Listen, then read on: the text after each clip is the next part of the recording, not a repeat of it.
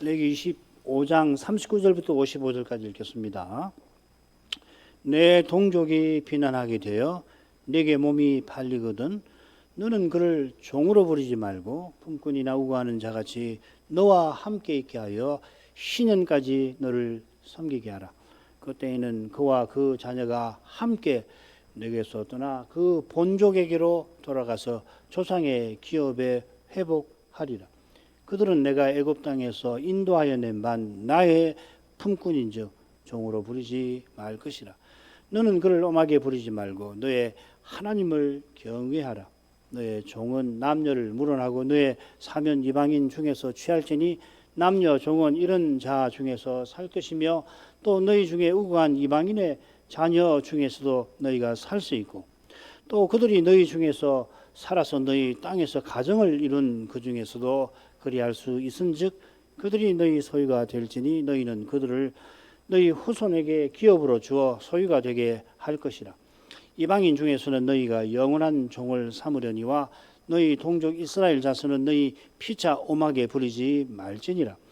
너희 중에 우고하는 이방인은 부유하게 되고 그 곁에 사는 너희 동족은 비난하게 되므로 너희 중에 우고하는 그 이방인에게나 그 족속에게 몸이 팔렸으면 팔린 후에 그를 속량할 수 있나니 그 형제 중 하나가 속하거나 삼촌이나 사촌이 속하거나 그 근족 중 누구든지 속할 것이요 그가 부유하게 되면 스스로 속하되 자기 몸이 팔린 해로부터 희년까지를 그 산자와 계산하여 그 년수를 따라서 그 몸의 값을 정할 때에 그 사람을 섬긴 날을 그 사람에게 고용된 날로 여길 것이라.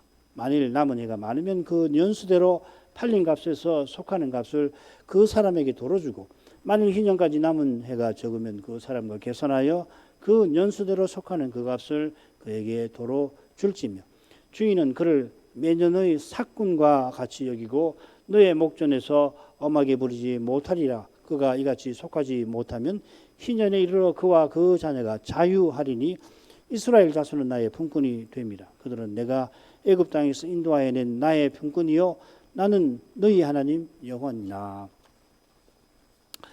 희년과 안식년은 절기와 더불어 언약 백성을 위한 거룩한 제도라서 희년과 안식년의 규례는 거룩한 백성다웠게 사는 그 길을 당연히 교훈합니다. 이 규례는 안식년과 희년의 규정 2절 하반절부터 22절까지에 이어 가난한 동족을 위한 규정을 길게 담아냅니다. 여기 실천적인 길이 여기 제시가 되어 있지요. 셋으로 이루어져 있습니다. 우리가 지난번에 38절까지 했는데 23절부터 34절까지 토지 매매, 그 다음 35절부터 38절이 이 이자를 취하지 말고 돈을 꾸어줘라 하는 내용이고요. 오늘 39절부터 55절 상반절 그리고 하반절까지 보게 되겠습니다. 세 개의 규정은 물론 희년과 안식년의 규정과 관련되어 있는데 처음 토지 매매 셋째 규정 오늘 살필 규정은 좀 더 희년과 관련되어 있고요. 가운데 규정은 안식년과 좀 더 관련이 되어 있습니다. 안식년을 면제년이라고도 부르는데 여기서는 이자 없이 빚을 빌려주라고 명령합니다. 이것은 제7년에 빚을 탕감해 주는 것과 붙어 있죠. 제7년에 탕감해 준다면은 이자라도 받게 해야 될 거 아니에요. 그러나 돈을 주고서 토지를 산 사람이 희년에 준 돈을 받지 아니하고 땅을 돌려주는 것과 비슷한 면이 있는 것입니다. 희년까지 농사를 지어 열매를 거두는 대신 돈을 지불한 셈입니다.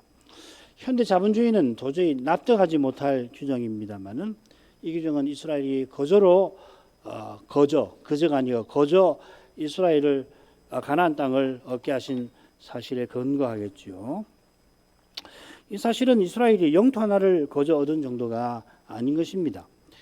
이스라엘이 가나안에 들어가서 얻은 것은 실은 여호와 자신입니다. 시편 16편이 바로 그것이죠, 그죠? 여호와는 나의 사람과 나의 자녀의 소득이시니 여호와께서 나의 기업이시다 말이죠. 이것을 깨닫는 이는 이자 없이 제7년에 면제해 줄 빚을 기꺼이 돌려줄 것입니다. 이 16장 3절에 보면 땅에 있는 성도는 존귀한 자니 나의 모든 즐거움이 저에게 있도다. 시편 16편 3절 그 내용이 있잖아요. 그죠? 5절을 깨달으면 3절도 깨닫고 3절을 깨달으면 5절을 또 깨닫고 그렇죠. 이는 결국 그리스도를 얻었으면 모든 것을 이미 얻었구나 깨닫는 그것이겠습니다. 자, 오늘 세 번째로 가보죠. 이 셋으로 나눌 수 있을 것 같아요. 39절부터 46절 가난한 동족을 종으로 부르지 말아라. 47절부터 54절은 이 동족을 부르는 속량하는 것이고요. 그 다음에 55절 상반절이 맺은 말 이스라엘은 나의 품권이다 하는 겁니다. 토지 매매 23절부터 28절 이 짝을 이루는 첫째 부분이 토지 매매 아니에요. 거기 보면은 동족을 위해서 물으는 주제가 나옵니다. 처음에는 종살이하는 이스라엘 백성을 형제로 대하라 했고 마지막에는 그래야 하는 근거가 제시되어 있습니다. 이스라엘 백성은 여호와의 품꾼이라 가난한 동족을 종으로 부르지 말아야 한다 하였습니다. 그러면 처음 부분 보죠. 역시 셋으로 나눠보겠습니다. 처음 것은 세 번째 규정을 요약해 놓은 것 같아요. 가난한 동족은 여호와의 품꾼이니 종으로 부르지 말아라.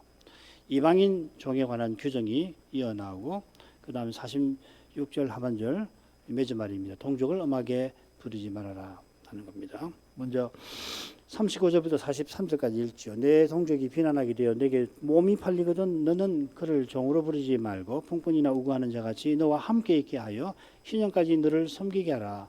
그때는 그와 그 자녀가 함께 너에게서 떠나 그 본족에게로 돌아가서 조상의 기업을 회복하리라. 그들은 내가 애굽 땅에서 인도하여 낸 바 나의 품꾼인즉 종으로 팔리지 말 것이라. 너는 그를 엄하게 부르지 말고 너의 하나님을 경외하라.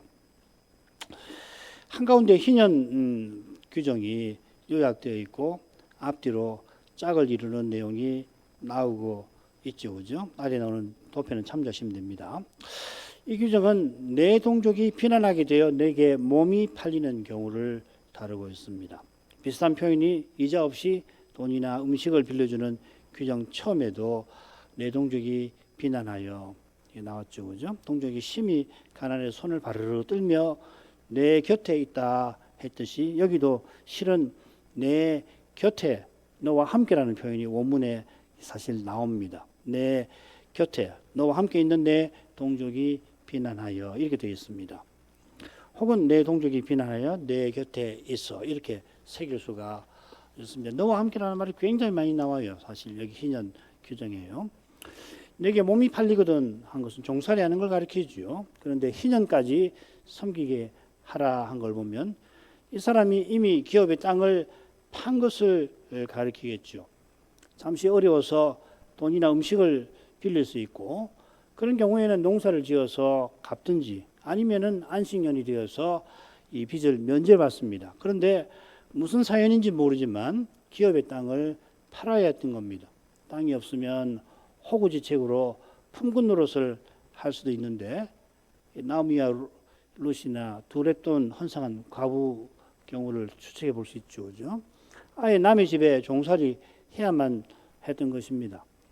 요컨대 언약의 땅에서 가장 가난한 처지에 내몰려 든 겁니다. 기업을 얻지 못한 사람보다 기업을 얻지 못하더라도 이 품꾼으로 지낼 수 있잖아요. 외국인 같은 경우는 그 사람보다 더 못한 형편에 떨어진 것입니다.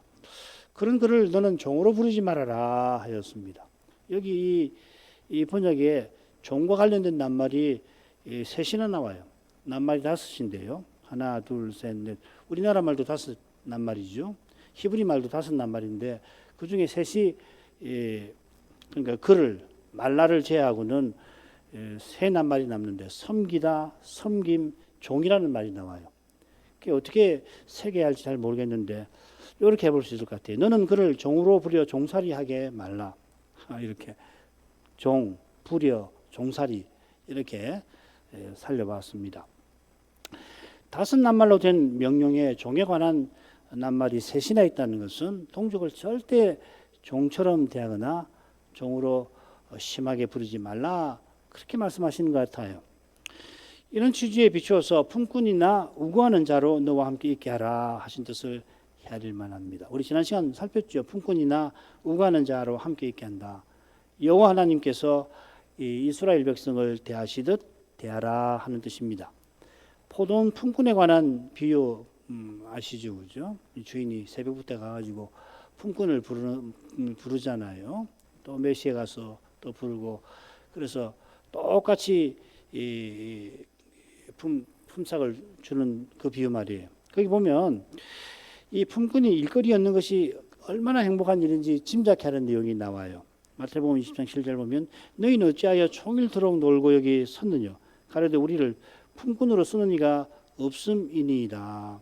그러니까 가난하지만은 일할 자리가 있고 일거리가 있어서 그날 일해서 먹을 것을 얻는 것이 품꾼에게는 참 행복하다는 것을 짐작할 수가 있죠.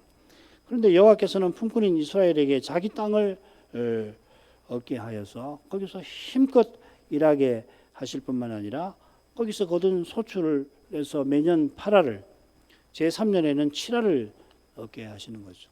이 알은 두 분의 11조고 제3년에는 11조를 세 가지로 내는 거 아니에요. 첫 번째 11조는 거제로서 레위인에게 소득의 10분의 1을 여호와께 거제로 드려서 레위인에게 돌려주시는 거고, 둘째는 그 매년 세 번의 절기에 갈 그 부비죠, 그죠? 거기 제사도 드려야 하고 경비도 있고 한데 그걸로 쓰는 거고, 제3년에는 이 성중의 가난한 백성 또 레위인을 위해서 또 3분의 1을 떼서 돕게 하신 거죠. 그러니까 매년 8알, 제3년에는 7알을 거둔 소출해서 얻게 하시는 것입니다. 이스라엘 주인이 여호와만큼은 종이 된 동족을 대하지는 못하겠습니다마는 그 심정은 여호와를 본받아라 하신 것이죠. 이런 심정은 희년까지 섬기게 하는 규정과 붙어 있습니다. 이 규정에도 중요한 저 표현이 빠져 있습니다. 희년까지 섬기되 너와 함께 있게 하라. 이는 종을 식구로 대하는 아름다운 전통을 가리킬 겁니다. 아브라함이 할례를 이삭만 아니라 종과 종의 자식에게도 베풀었죠. 동족이 종이 되어서 자식을 낳으면 당연히 그의 아들에게 언약 백성의 표로서 할례를 베풀지 않습니까? 할례로 맺는 관계가 장차 그리스도를 통해서 하나님과 맺는 관계, 영원한 관계를 가리키는 것입니다. 아브라함이 언약의 후사를 자식을 얻지 못할 때 다메섹 사람 엘리에셀을 후사로 세우려 했는데, 거기도 보면은 오실 메시아와 하나님 나라를 바라보는 아름다운 정신과 교훈이 깃들어 있는 것이죠. 그 위대한 사상가죠. 아브라함은 그 시대를 뛰어넘는 그런 인물이죠. 희년까지 섬기게 하는 것도 저 영원한 나라의 영광을 바라보며 잠시 이 세상의 고난을 견디라는 교훈을 담을 것입니다. 이 교훈이 41절에도 이어서 나옵니다. 희년이 되면 그와 그 자녀가 본족에게 돌아가고 조상의 기업을 회복한다 했습니다. 이 돌아간다는 표현하고 회복한다는 표현이 똑같은 말이에요. 판 기업이라 희년에 도로 찾으니까 번역을 회복한다 이렇게 새겨 놨습니다만은, 기업 자체는 여호와의 것이니까 자기 가족에 돌아가는 것처럼 기업에도 돌아가는 것입니다. 이것은 메시아가 오셔서 영원한 나라를 세우실 그 약속과 딱 붙어 있습니다. 여호와께서 이 약속을 위하여 이런 아름다운 규례를 내신 것입니다.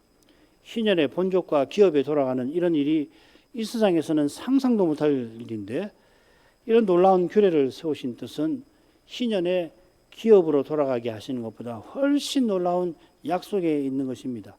메시아가 오셔서 하나님 나라를, 영원한 나라를 얻게 하신다는 그 놀라운 약속을 가늠하게 하시려고 이 세상에서는 상상도 못하는 이 규례를 세우신 거 아니겠어요? 내가 앞으로 메시아를 보내서 영원한 나라를 세울 텐데 그 나라가 어떤지, 그 메시아가 누군지 한번 생각해 보아라.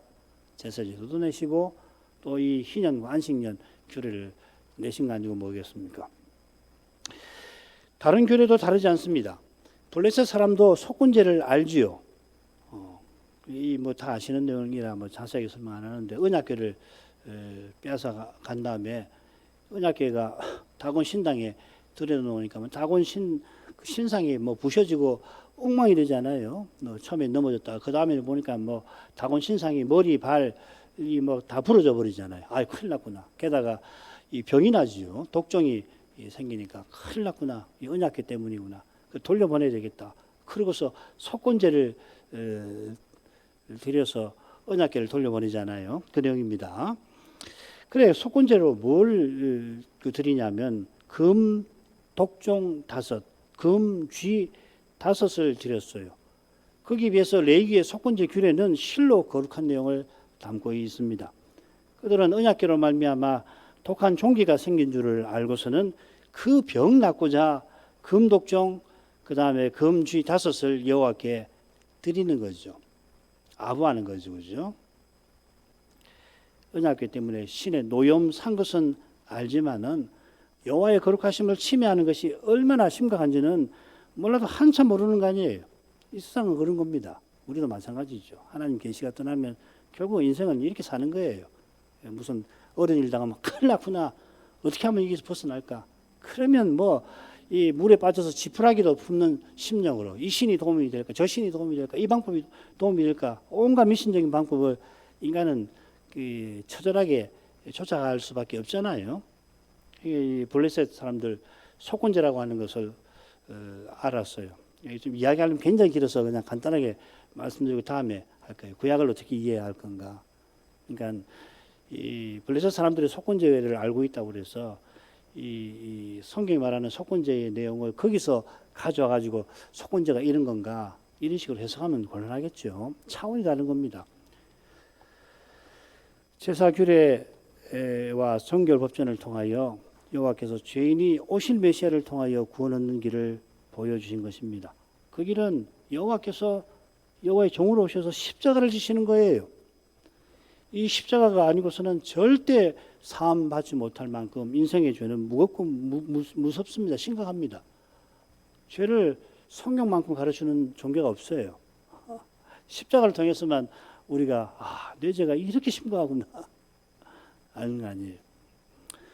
셋째 부분은 첫째 부분과 같은 주제를 다루면서 종살이하는 동족을 종부리듯 하지 말아야 할 근거를 댑니다. 그 근거는 그들은 내가 애굽 땅에서 인도하여낸 나의 품꾼이라 하신 겁니다.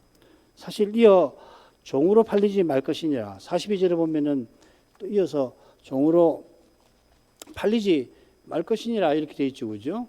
나의 품꾼인즉 종으로 팔리지 말 것이니라. 사실은 품꾼하고 종하고 같은 말이에요. 종이라고 번역하는 말입니다. 에베드인데 여기서는 앞에서는 품꾼이라고 번역을 했습니다. 55절도 마찬가지입니다. 좀 이따 설명할게요. 왜 그랬을까? 이스라엘 백성 종처럼 부르지 말라 하는 그 주제를 고려해서 처음에는 번역하시는 분이 이건 품꾼으로 해야 되겠구나 그렇게 새겼고 그다음 42절 하반절에는 종으로 이렇게 번역을 했습니다. 충분히 이해가 돼요. 왜 이렇게 번역하는지는. 그런데 중요한 것은 나의라는 말에 초점을 두면 괜찮아요. 이스라엘은 나의 종이다. 나의 품꾼이다. 그래서 품꾼 이렇게 했는데 나의 종이라 이렇게 하시는 겁니다. 이스라엘은 여호와께서 자기 일을 이루려고 쓰시는 종이라는 말입니다. 여호와의 구속의 목적이 이스라엘을 실로 고귀하게 만드는 거죠. 시인은 땅에 있는 성도는 존귀한 자니 나의 모든 즐거움이 저에게 있도다 하였습니다.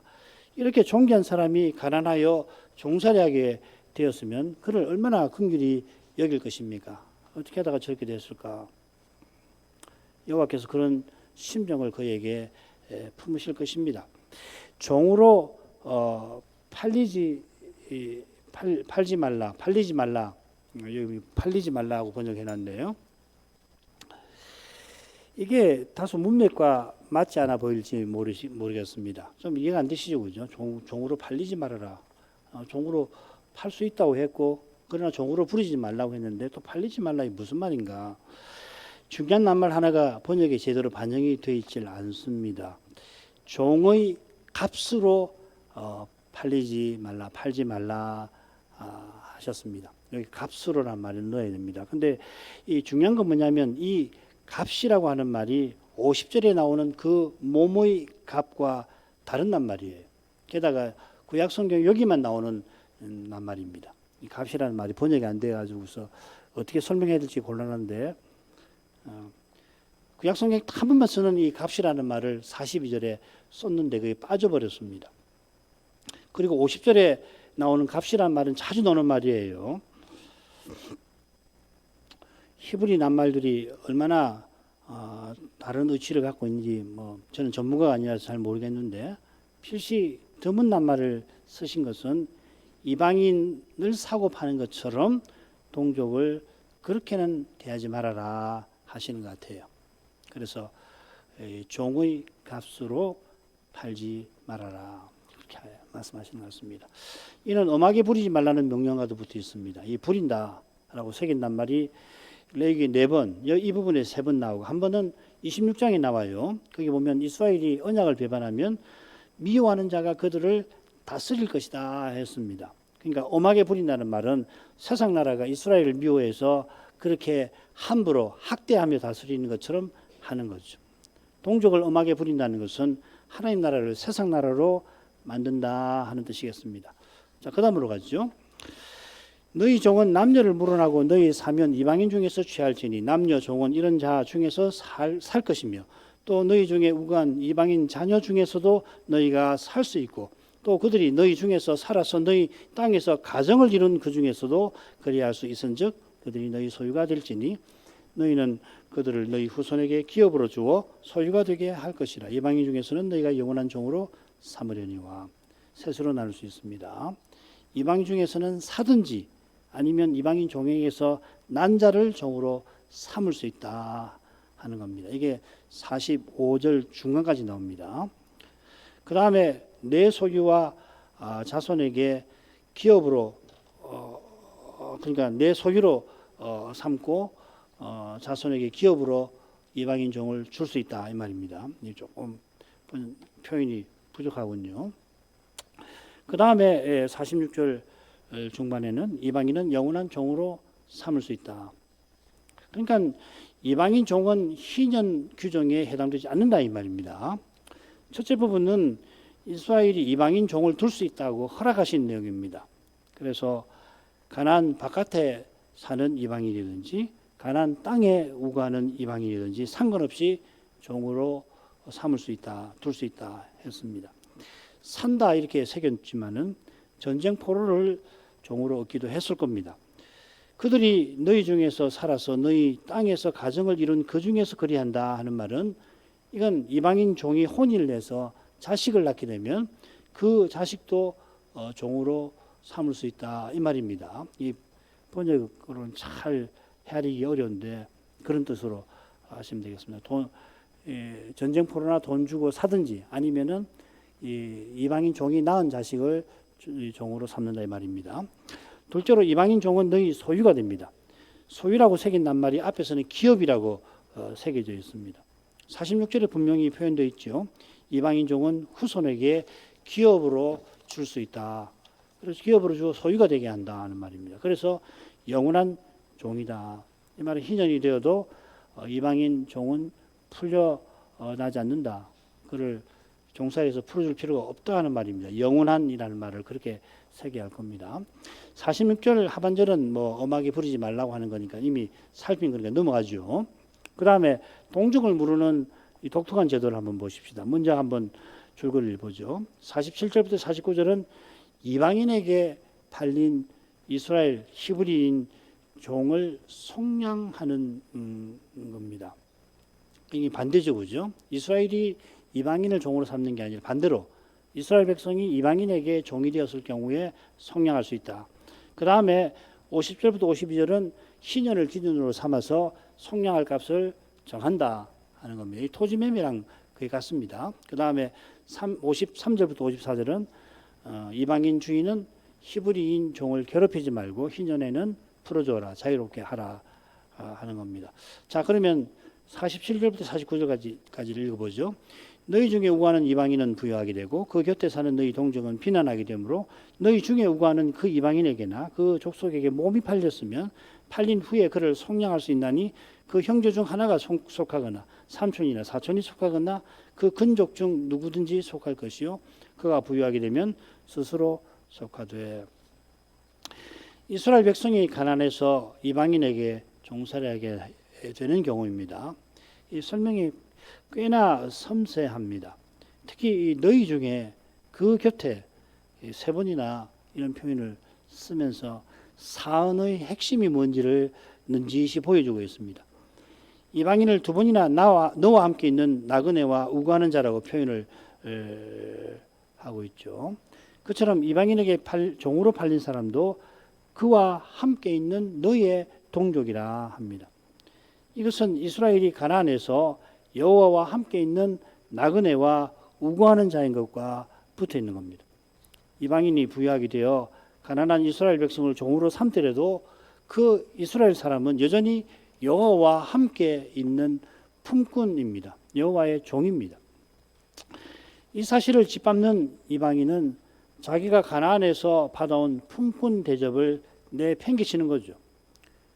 여호와께서 이스라엘이 애굽에서 객이었던 것을 가리키면서 가나안에서 너희와 함께 사는 이방인을 너희는 학대하지 말고 선대하라. 너희도 전에 애굽 땅에서 나그네가 아니었느냐 하셨습니다.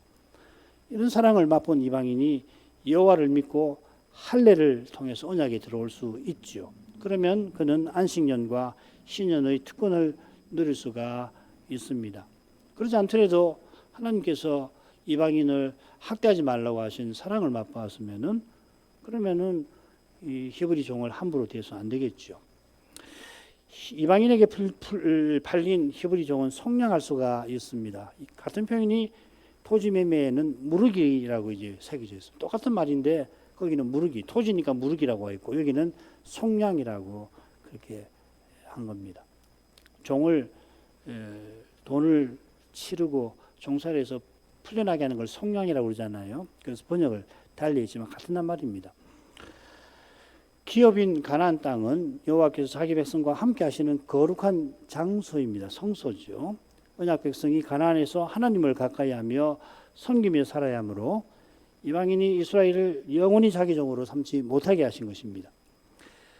이것은 여호와께서 종되었던 집 이집트에서 자기 백성을 구속하신 것과 붙어 있습니다. 이 구속이란 말하고 속량이란 말하고 같은 말이에요.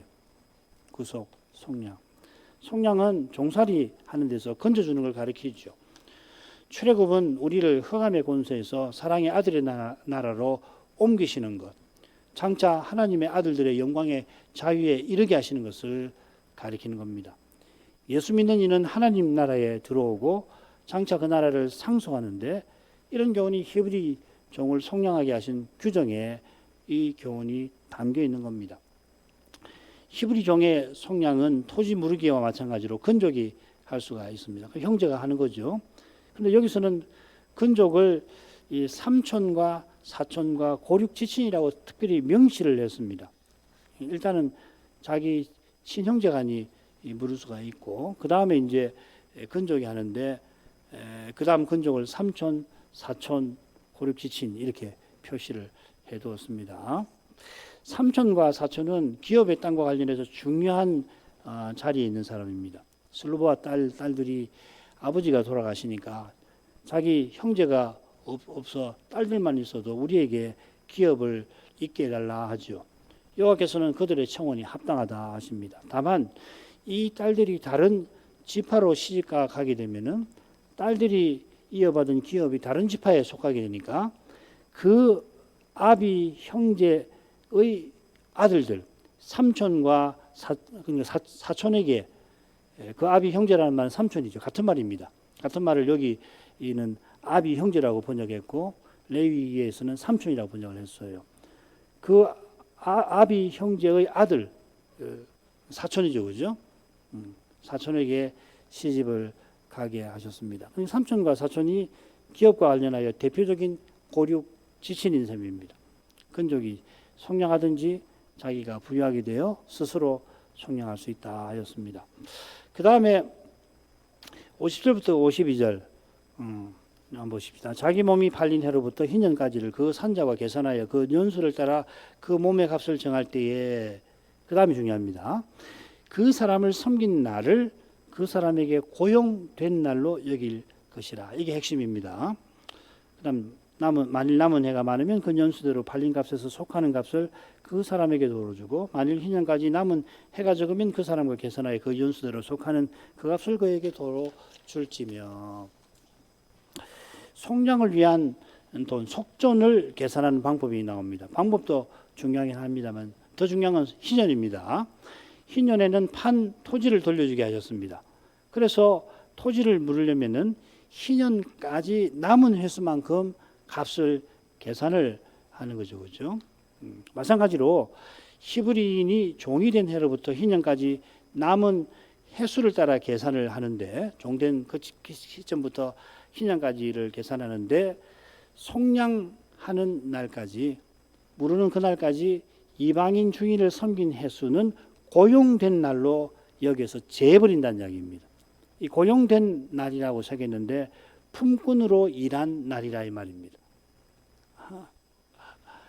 품꾼은 종과 달리 일했으면 돈을, 봉급을, 싹스를 받는 사람 아니에요. 히브리 종도 종이니까 돈을 받지 않죠. 이방인 주인이 뭐 1년 일했다고 돈을 주는 거 아니잖아요. 그런데 몸이 팔린 때로부터 해서 속량될 때까지는 그 횟수는 재해버리고, 속량한 그날로부터 희년까지 남은 날만 계산을 해가지고서 물으라고 하는 거죠. 토지 무르기와 똑같은 거죠, 그죠? 토지 무르기 할 때에 속량한 무르기 하는 그날부터 희년까지 남은 그 값만 주는 거잖아요. 자기가 처음에 토지를 팔았던 그 값을 도로 주는 게 아니고, 그때 10년 전에 토지를 팔고 희년까지는 40년이 남았다고 한다면은, 그리고 10년 후에 그 토지를 팔면은, 그러면은 20년까지만 값을 주고, 자기가 토지를 팔아가지고 속량할 때까지 10년까지는 재버리는 거잖아요. 그러니까 현대적인 방식 같으면 팔았던 그 값을 주어서 이 무르기를 하는 것이 통상적일 텐데, 그렇게 하는 게 아니고 희년까지 남은 횟수만큼을 계산해 가지고 주는 거죠. 마찬가지로 종이 되어서 종이 되어 가지고 10년 동안 종살이하고, 그 다음에 이제 속량을 하게 되면은 그때로부터 이제 희년까지 횟수를 계산해 가지고서 값을 치르면 된단 말이죠. 그래서 그 전에 종살이했던 것은 품꾼으로 일한 것으로 간주해 가지고 빼버리는 거란 말이죠. 그걸 설명을 해놓은 거예요. 근데 읽으면은 이게 뭔 말인가? 이게 굉장히 복잡하게 돼 있는데, 이 취지를 살리고 다시 읽어보시면은 뭘 강조하는지 알게 될 것입니다. 그러니까 토지 무르기하고 결국 같은 건데, 이렇게 표시를 했습니다. 왜 이렇게 표시했을까? 이 세상하고는 너무 다른 제도라서 그런 거 아니에요, 그죠? 그다음 넘어가죠. 주인은 그를 매년의 삭군과 같이 여기고 너의 목전에서 음하게 부르지 못하리라. 그가 이같이 속하지 못하면 희년에 이르러 그와 그 자녀가 자유하리니. 여기 주인은 매년의 삭군과 같이 여기고 했는데, 이 삭군이란 말하고 품꾼이란 말 똑같습니다. 여기는 삭군이라고 했어요. 종이라는 말을 품꾼이라고 번역하니까 품꾼을 삭군이라고 이렇게 해놓은 겁니다. 매년 그는 그 주인과 함께 있는데 품꾼처럼 있을 것이다 하는 겁니다. 이방인 주인이 삭군처럼 실제로 삭슬 주지는 않더라도 다른 종 부리듯 그렇게 하지 말아라. 히브리 종은 삭군처럼 그렇게 여겨라.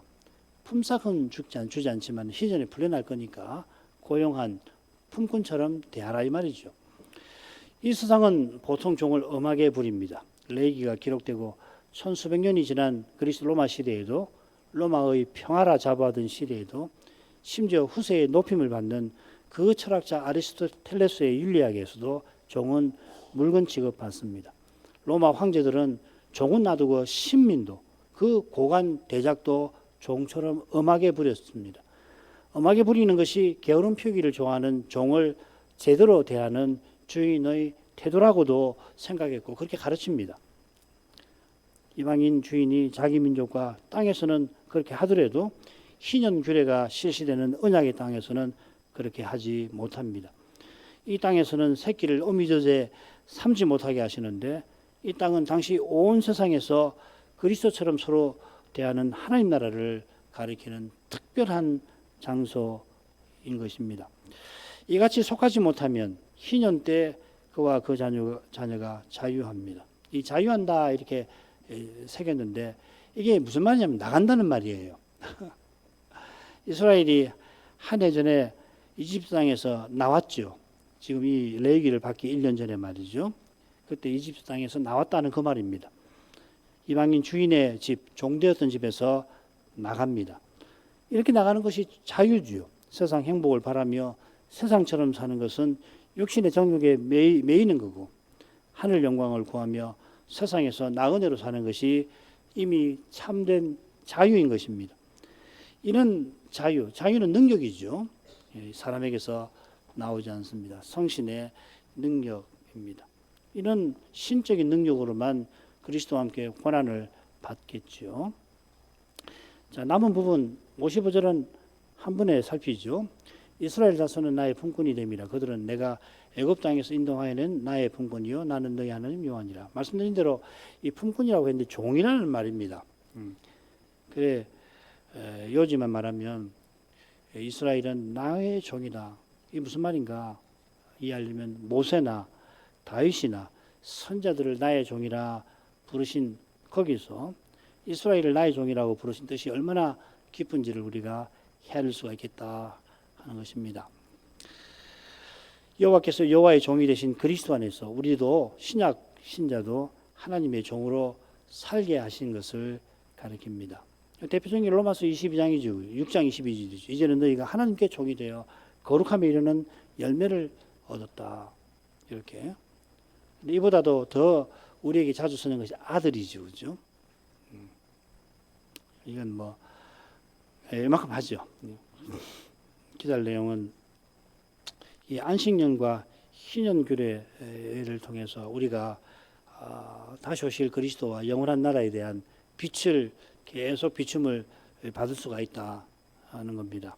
우리가 이 빛이 우리에게 늘 절실한데 우리가 하나님 말씀에서 이런 거룩한 빛을 늘 받을 수 있도록 기도하십시다. 신학교를 위해서 또 신학생을 위해서 또 내일 있을 그 조사시취 최하영 선생하고 이기범 선생이 조사시취를 처음으로 치르는데 위해서 기도해 주시기를 바랍니다. 기도하겠습니다. 기도하겠습니다. 거룩하신 아버지, 저희가 저 옛날 모세를 통해서 이스라엘에게 세우신 거룩한 제도 곧 안식년과 희년의 규례를 마저 살피면서 오신 메시아와 저 영원한 하늘나라를 바라보게 하시니 감사드립니다. 하나님께서 사람 되신 그 그리스도께서 이 세상에 오셔서 십자가를 지시고 부활하시며 하늘에 오르신 그러한 일이 있어서 주님을 믿는 교회와 신자가 지금 이곳에서 하늘 예배에 참여하게 하시고 저 영원한 하늘나라의 실질이 비록 부분적이긴 하지만 지금 여기에 나타나도록 하십니다. 그럴지라도 믿음의 눈이 아니면 저 위대한 현실을 헤아릴 수가 없고 저 장엄한 광경은 믿음의 눈으로도 다 헤아리지 못할 정도이니 저 옛날에 광야에서 영광구름을 날마다 보지만 가나안을 향하여 나아가야 할 구약 백성이 장차 메시아가 다시 오셔서 영원한 나라를 세우시는 이 일에 관하여 알고 믿고 바라며 나아가는 그 일이 그들에게 얼마나 힘들었을까 모를 수가 없습니다. 관역 신약 백성이 저 옛날 광야에서 시내산 아래에 있으면서 율법을 받을 때에 거기 계셨던 분들보다 우리가 얼마나 나을지 그들과 함께 광야 길을 걸어갈 때 크고 두려운 그 광야의 두려운 힘든 현실을 저희라도 얼마나 견뎠을지 아무도 장담할 수가 없습니다. 이런 점에서 여호와께서 광야의 백성을 위하여서 안식년과 희년의 규례를 세워주신 것이 실로 놀랍고 놀랍습니다.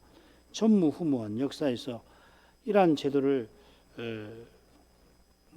찾아볼 수 없는 그러한 제도를 이제 가나안에 들어가 실시하게 하겠다 하셨습니다. 그들이 종살이하던 이집트는 말할 것도 없고 그 이전에 거대한 제국을 이루었던 구바빌로니아에도 그와 비슷한 제도를 찾을 수가 없었을 것입니다만은 앞으로도 세상 어떤 나라도 이런 제도를 실시는커녕 상상조차 하지 못할 것이라고 광야의 이스라엘 백성도 다들 그렇게 생각했을 것 같습니다. 들으면서도 이런 제도가 가능할까 하는 생각도 일어났을 것입니다. 여호와께서 대제국에서 자기네를 건져주시고 이 광야길에서 먹을 것과 마실 것을 주시는 이 사실과 무엇보다 여호와께서는 말씀하신 대로 이루어 가신다는 그 위대한 사실을 떠나서는 이제 세워주시는 규례를 그들이 제대로 받기가 힘들었을 줄 압니다. 그처럼 여호와께서는 사람의 생각과 경험으로는 헤아리지 못하는 그런 거룩한 사회, 사람의 힘과 지혜로는 흉내도 내지 못하는 그런 나라를 세우기를 원하셔서 광야의 이스라엘이 도저히 생각지 못할 그런 규례를 베풀어 주신 줄 믿습니다. 사람으로서는 생각지도 못할 그런 규례를 베풀어 주신 여호와께서는 그보다 훨씬 더 위대한 일을 이루어 나가실 것이라는 것을 그들이 믿음의 눈으로 바라보도록 하신 것입니다. 모세나 아브라함은 이 세상에서 그 위대한 나라, 도덕적인 나라를 바라지 않았습니다. 그들은 저 영원한 나라를 향하여 살아갔을 뿐만 아니라 장차 메시아를 보내셔서 죄와 죽음의 권세가 완전히 굴복되고 악이 먼지만큼도 없는, 사망은 완전히 사라져버리는 그런 영원히 복된 나라를 그들이 바라보았습니다. 이런 거룩한 교훈이 안식년과 희년의 규례에 담겨 있음을 믿습니다. 이 규례에 담긴 오실 메시아와 그분의 거룩한 사회를 비추는 빛이 이 시대의 교회들과 신자들에게 계속 비치게 해 주옵소서.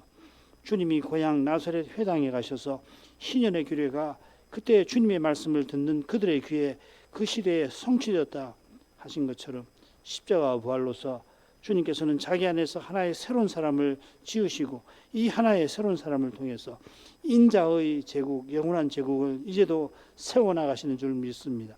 그 영원한 제국의 실천 윤리를 사도를 통하여 우리에게 일러주신 것처럼 과연 그 사도의 권면을 성신을 의지하여 받들어 나가는 거기서 그리스도 사회의 거룩한 모습이 저희 앞에 나타날 줄 믿습니다.